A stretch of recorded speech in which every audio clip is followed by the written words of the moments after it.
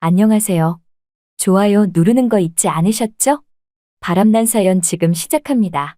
50대 후반에 어찌 보면 이른 권고사직을 회사에서 통보받다 보니 마음이 영 좋지 않더군요.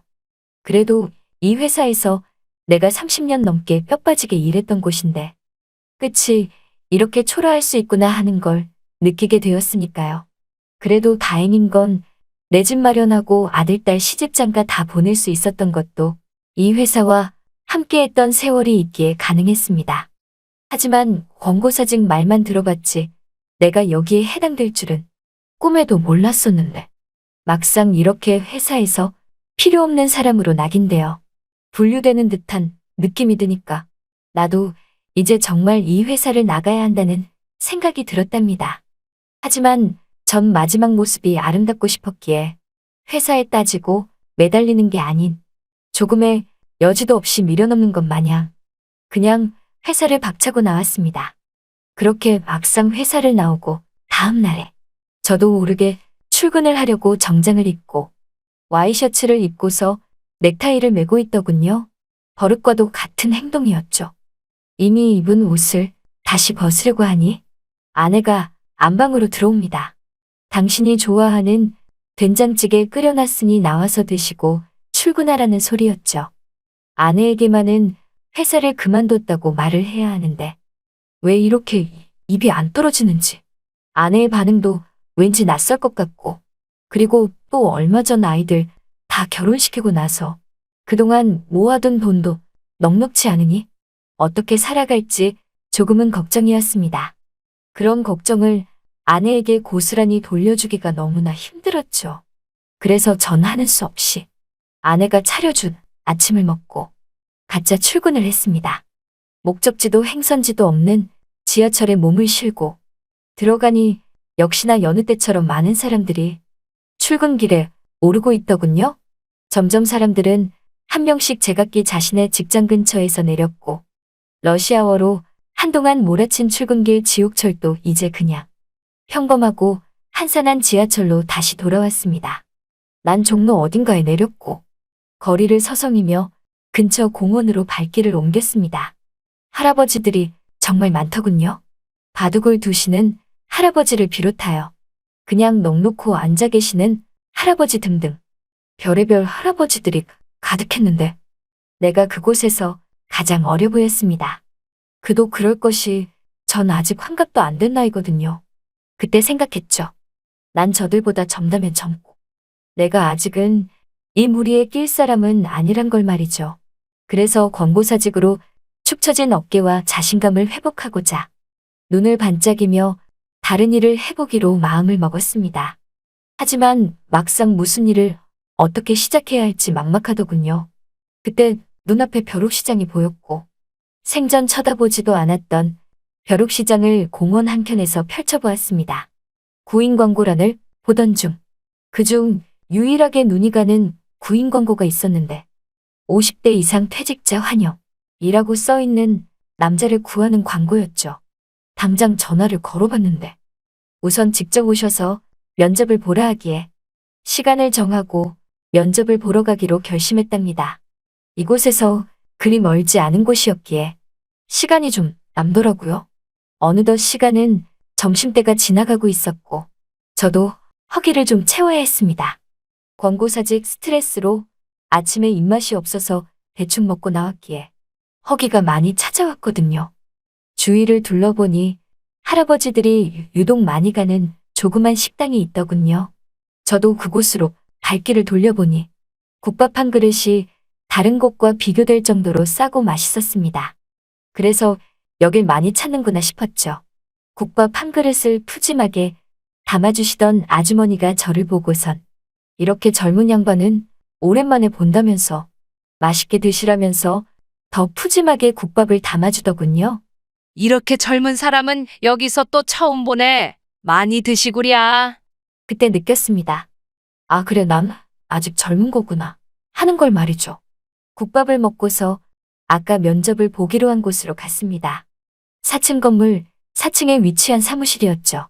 사무실 입구에는 갖가지 건강식품, 식료품, 식재료 등이 가득했고 저와 비슷한 나이에 중년 남자들이 사무실 여기저기를 오가며 자기의 할당량을 정하듯 정신이 없더군요. 대부분 말끔한 정장 차림으로 여느 회사와 마찬가지로 출근을 하여 일을 하는 듯 하였습니다. 면접 보러 왔다고 하니까 그때 한 여자 직원이 사무실로 안내했고 그 안에서 면접을 봤는데 저보다는 10살 정도는 많아 보이시는 60대 남자분이 이곳의 대표로 보였습니다. 그때부터 자세히 일에 대해서 설명을 해주는데 이 회사는 어르신들에게 건강식품을 파는 곳이라고 말하더군요. 그러면서 그냥 단순하게 팔기만 하면 어르신들이 안 산다고 하면서 동네마다 돌아다니며 어르신들에게 홍보한 뒤 시간을 정해서 어르신들을 모아두고 짧게 노래도 불러주고 만담도 해주면 어르신들이 더 많이 잘 팔아준다고 하더라고요.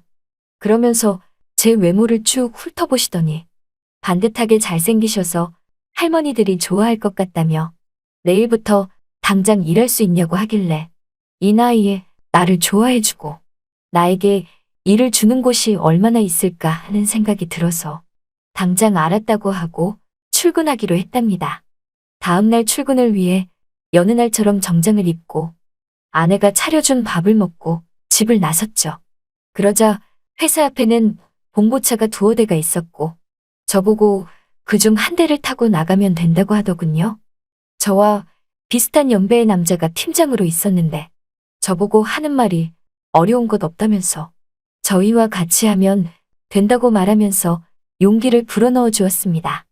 봉고차 안에 탄 우리 팀은 저 포함하여 총 4명이었는데 팀장은 물론 팀원 모두가 다 비슷한 또래의 남자들이었습니다.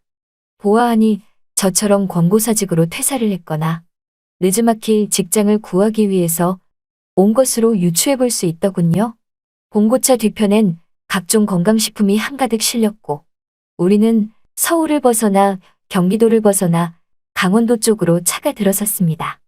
그리고 어느 한마을에 내려 미리 정해둔 곳에 건강식품을 나르고 준비를 하니 마을 할머니들이 한두 명씩 모이시더라고요.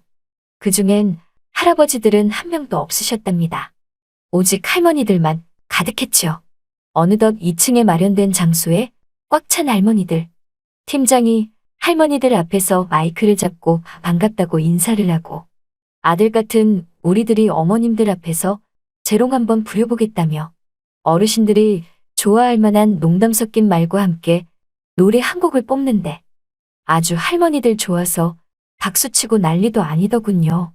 그때 나머지 팀원 2명이 할머니들에게 건강식품 사라고 권유를 하기 시작했습니다.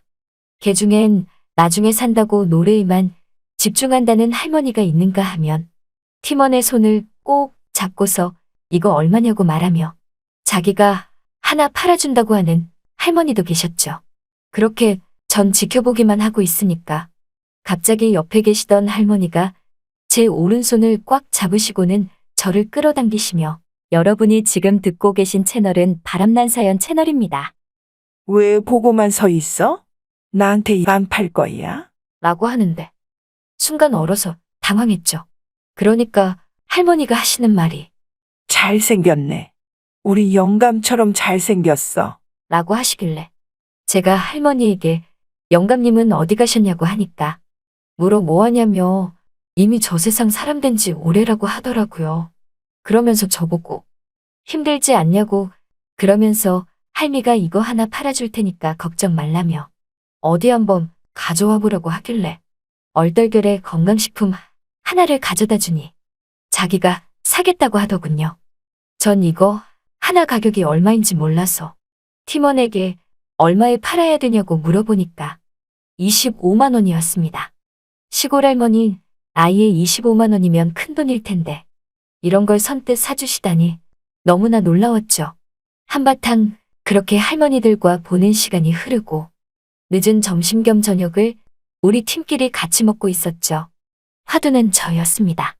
인기 많으시다고 하면서 할머니들이 좋아하는 인상이라며 그렇게 쉽게 물건 파는 건 제가 처음이라고 하더군요.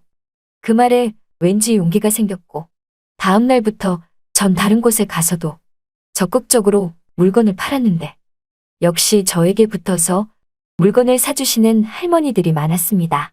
그렇게 하여 이 일을 1년 정도 했는데 아내도 내가 회사를 그만두고 다른 일을 한다는 걸 알게 되었죠.